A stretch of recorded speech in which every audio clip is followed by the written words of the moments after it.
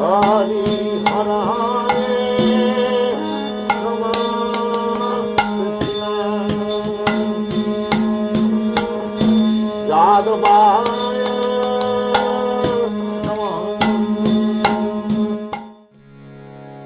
Sarvasya chaham hridhi sanivishto mata smriti jnanam aponham cha vedascha savir ahameva vedyo vedanta krid vedavid eva chaham. I am seated in everyone's heart, and from me come remembrance, knowledge, and forgetfulness. By all the Vedas I am to be known. Indeed, I am the compiler of Vedanta, and I am the knower of the Vedas. I just have a note that I will read. Krishna sits beside us within our heart as Lord Paramatma, and witnesses all of our actions, thoughts, and desires. He is closer to us than anybody else. Because he is our Father and friend, he is always concerned for our well-being. So this is the speaking to the very first part, or the first point that's established in this particular verse. And what I'd like to do is just reinforce what Krishna has said here with another verse from the Bhagavad Gita that comes up later in the 18th chapter, where he says, "The Supreme Lord is situated in everyone's heart, O Arjuna, and is directing the wanderings of all living entities, who are seated as on a machine made of the material energy." So just bring your attention to the first three words in this shloka, which reinforce this statement that Krishna is making.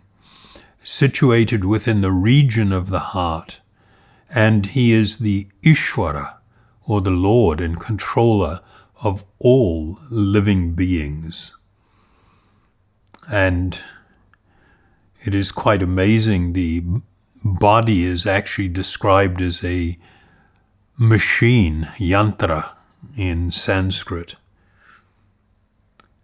But even though the Lord is residing within our heart, we have unfortunately forgotten our eternal relationship with him, and we are wandering around this world like a child who is lost, who has forgotten their real home and family. And that is a very good analogy for our situation. And as a well-wishing friend, Krishna travels with us everywhere, guiding us and giving us direction if we so choose to embrace that.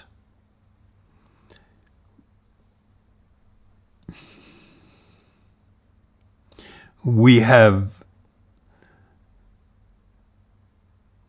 been reminded of all of these points in previous verses that we have read and studied as part of this course. But I will just read a shloka from the Bhagavat Purana that directly addresses this point as well. Nothing remains unachieved when the Supreme Personality of Godhead is pleased with someone. By transcendental achievement, one understands everything else to be insignificant. One who engages in transcendental loving service is elevated to the highest perfectional stage by the Lord himself, who is seated in everyone's heart. And of course, this has been pointed out in chapter 10, verse 10, where Krishna says that with the shining lamp of knowledge, he destroys the darkness of ignorance and enlightens those who please him and seek this enlightenment. The Vedas are meant for the purpose of helping us to understand the nature of this eternal relationship with the Lord. That is its actual purpose. They are there to give information about the nature of the Supreme Lord and the fact that we are eternally related to him. Only we have forgotten this. So, speaking to the first part of this verse, where he says, I am seated in everyone's heart, and from me comes remembrance, knowledge, and forgetfulness.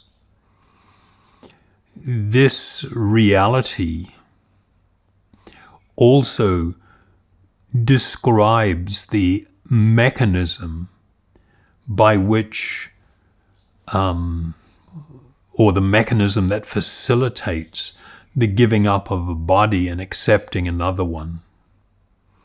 Some people ask sometimes, well, if I actually reincarnate, if transmigration of the soul is a reality, how come when I take another birth, I have no recollection of my former life? Well, that's not always the case. Although they are rare, there are instances of people being able to clearly recollect, and there's been quite a lot of literature written about this, where they can recollect their former life.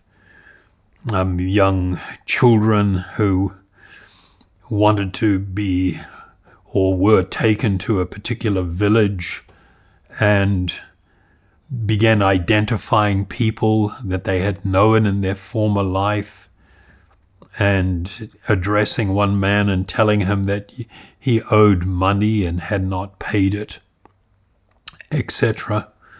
But as a general principle, there is forgetfulness. And this forgetfulness is actually given to us by Krishna. It is created by Krishna.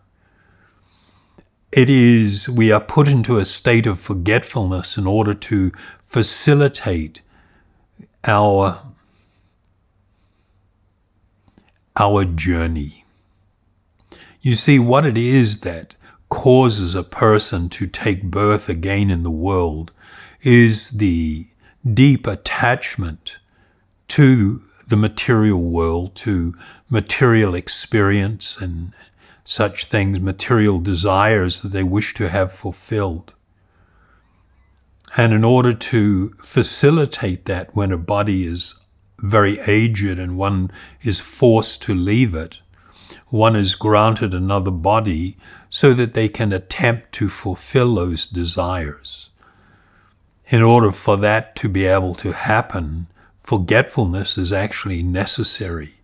If we had the desire to continuously enjoy in this world, but we could remember things from before, it would be difficult for us to facilitate that desire. There is an element of forgetfulness. But then at the same time, there is a remembrance when somebody takes birth as a baby. You know, a lot of the abilities that the young have to instinctively do things, it is said, is a remembrance that is given to us by the Lord within our own heart in order to facilitate this process. So in previous verses that we've read, there is also mention of these things.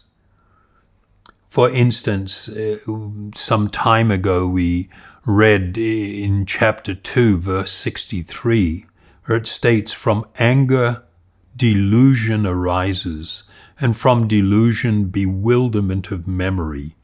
When memory is bewildered, intelligence is lost, and when intelligence is lost, one falls down again into the material pool." So this natural development of states of consciousness, the reality is that we voluntarily live within this realm, seeking to be the central enjoying agent.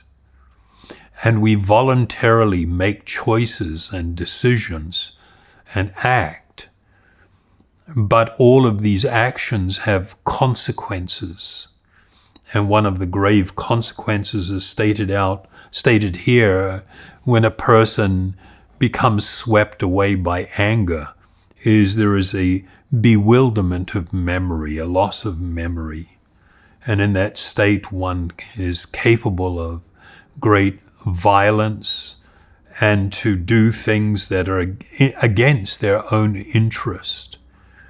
But this is something that naturally occurs. So we also have, knowledge, remembrance, and forgetfulness. These were the three items that have been specifically mentioned here.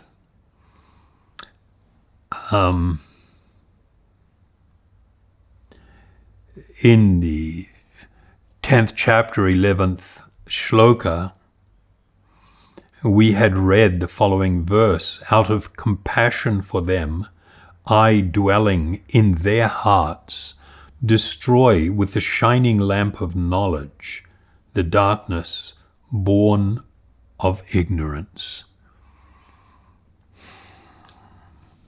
So according to the nature of the desire of the living being, if the living being desires to be forgetfulness of our eternal relationship with our own Lord within our heart, and then Krishna facilitates that. If we desire to wander, seeking to be the central enjoying agent in this world, then Krishna facilitates it. But also, when a person becomes sincere in their desire to find a way out of this predicament of material entanglement and to once again reconnect with the Lord, then one is graced by Krishna, as is stated in this verse that we just read, that I dwelling in their hearts, destroy with the shining lamp of knowledge the darkness that is born of ignorance. So it is like Krishna giveth and Krishna can taketh away.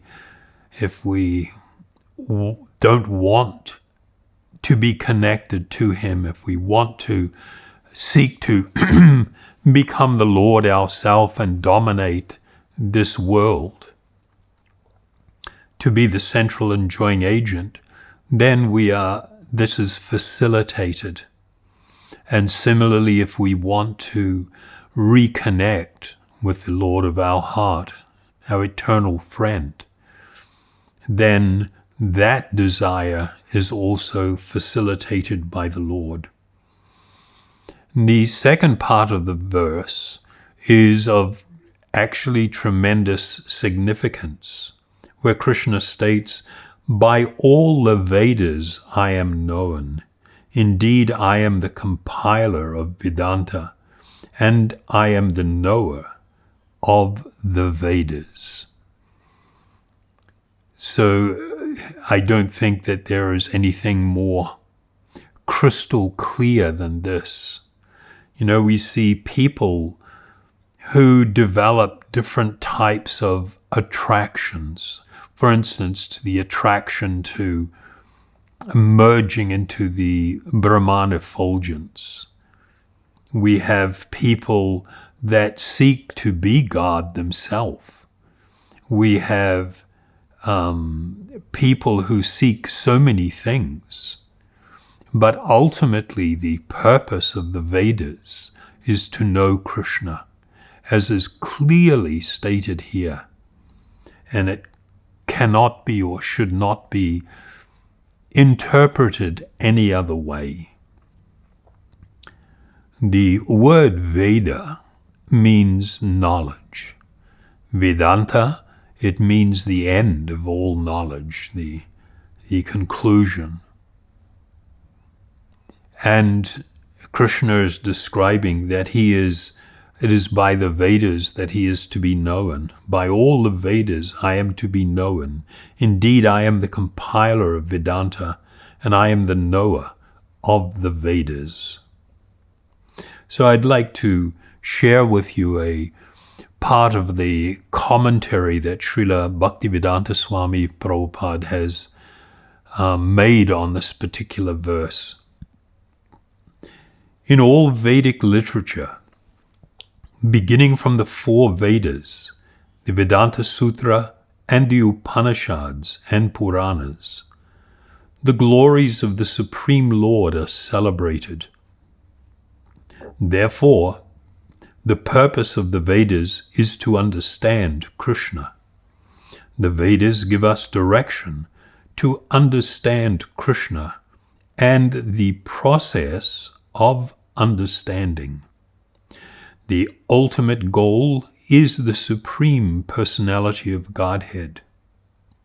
Vedanta Sutra confirms this in the following words, Tattu Samanvayat. One can attain perfection by understanding Vedic literature, and one can understand his relationship with the Supreme Personality of Godhead by performing the different processes. Thus one can approach him and at the end attain the supreme goal, who is no other than the Supreme Personality of Godhead. In this verse, however, the purpose of the Vedas, the understanding of the Vedas, and the goal of the Vedas are clearly defined. So I wanted to also read to you a part of a commentary by the great Keshava Kashmiri. He is of a different lineage than mine.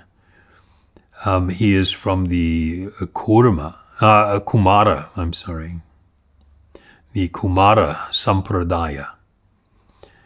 He was around in the later part of the 15th century and actually gained the association of Chaitanya Mahaprabhu. He had been a renowned scholar and pundit and had traveled throughout India debating so many great scholars and defeating them in debate. And therefore he was known as a Digvijay, means he was victorious in all directions. He came to Navadvip, which was the place, the area where Lord Chaitanya Mahaprabhu appeared. And he sought to defeat all of the pundits in what had now become the seat of great learning in India. The pundits had all scurried off, not wanting to face him and not telling Chaitanya Mahaprabhu, who at that time was still a young lad, going by the name Nimai Pandit. Nimai Pandit was appreciated as the most highly intelligent person, but he was still a teenager. And so their plan was they were going to scurry off on the pretext of attending a great meeting of pundits, of scholars in another place, and not tell Nimai and leave him there, with the thought that if Nimai Pandit defeated him in debate, they could all proudly say, look, even a teenage boy could beat the Digvijay. And if the Digvijay beat Nimai, then they would say, well, he was just a young boy. You should have let us know you were coming, and we would have gladly remained there and debated with you. The encounter between this Keshava Kashmiri and Chaitanya Mahaprabhu is recorded in the Chaitanya Charitamrita, and it's absolutely amazing, a wonderful experience in which Keshava Kashmiri was enticed he had this ability to extemporaneously recite Sanskrit poetry, just create it and speak it.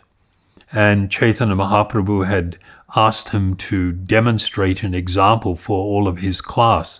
At that time, even though he was a teenager, around 14 or 15 years of age, he had a large school, a large following of students because of his brilliance.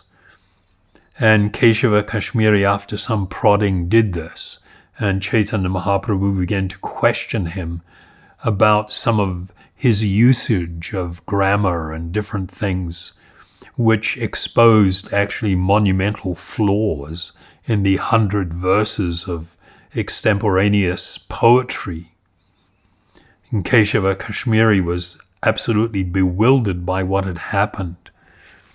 And that night in a dream, the goddess Saraswati, the goddess of learning, who had empowered Keshava Kashmiri, given him his ability, appeared in a dream and told him, you shouldn't be ashamed of what happened, for this person that you have met is in fact my Lord also. He is the incarnation of the Supreme Lord himself. Keshava Kashmiri approached the Lord the next morning in great humility, bowing before him. And after a conversation and receiving his blessings, Keshava Kashmiri renounced the world and gave everything up and became a wandering mendicant and became a renowned member of the Nimbaka Sampradaya, or the Kumara Sampradaya, rather. And so his commentaries are greatly also respected by the followers of Chaitanya Mahaprabhu. So reading from his commentary, the Supreme Lord Krishna is the absolute authority on the Vedas, the deciding authority on the contrary statements of the Vedas when they appear contradictory to each other, due to varying angles of vision, while expounding on various diverse topics. So I'll just pause there for a moment. Sometimes people that are not so trained or not so intelligent may discover what they feel to be contradictory statements. But as is explained here, that sometimes philosophical points are explained from different points of view to try and aid and assist an understanding. But people that are not so intelligent cannot see how these things can be and are in fact reconciled. So continuing, he is the eternal universal guru and the propounder of the philosophy of the Vedic scriptures. As the originator of the Vedic scriptures, he has imbued them with the ultimate import and no one can fathom this and know the meaning of the Vedic scriptures without his grace. One becomes a knower of the Vedic scriptures when, through the grace of Lord Krishna, one realizes the reality that the Vedic scriptures originated from him to guide and protect those in material creation to return to him. Those who are not graced by the Supreme Lord can never fathom and discover the import of the Vedic scriptures, even if they are renowned scholars and erudite professors who give detailed discourses on them. This is because they are not devotees of the Supreme Lord Krishna. Lord Krishna is the Absolute, the original establisher and ultimate authority on the Vedas, and there are none qualified to expound upon any aspect of the Vedic scriptures contrary to that which has been directly revealed, declared, and instructed by him. His authorized avatars or incarnations and expansions, as confirmed in Vedic scriptures and by his devotees in authorized disciplic succession, who have received his grace. So we have previously, on 2 occasions, mentioned how Krishna has said to Arjuna that he is revealing this most confidential knowledge to him. He says, because you are my friend and my devotee. So these are the 2 requirements. If one is neither a friend nor devoted to the Supreme Lord, then one will not have access. One will become the victim of their own pride and conceit. And they will be subjected to a lack of knowledge, even forgetfulness, rather than to actually receive this torchlight of knowledge that will illuminate their hearts and give full and complete understanding of all spiritual matters. So in conclusion, we will just read the verse. By all the Vedas I am to be known. Indeed, I am the compiler of Vedanta, and I am the knower of the Vedas. Thank you very much. Hare Krishna, Krishna Krishna, Hare Hare, Hare Rama, Rama Rama, Hare Hare.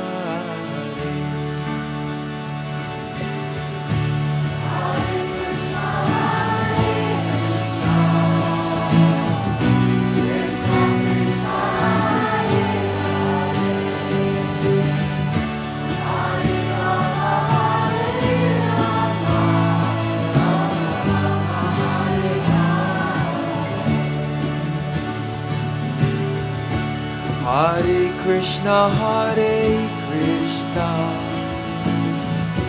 Krishna Krishna, Hare Hare, Hare Rama, Rama Rama, Hare Hare. Hare Bol.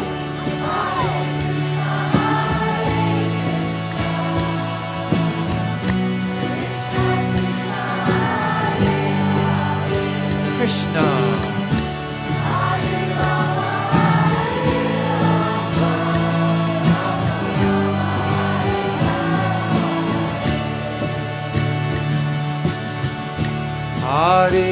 Hare Krishna, Krishna Krishna, Hare Hare, Hare Rama, Rama Rama Rama Hare Hare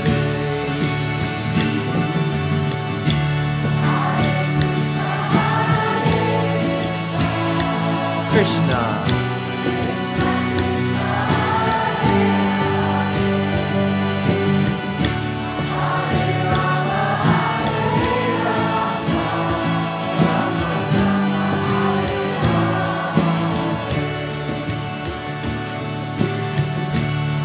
Hare Krishna, Hare Krishna, Krishna Krishna, Hare Hare, Hare Rama, Hare Rama, Rama Rama, Hare Hare.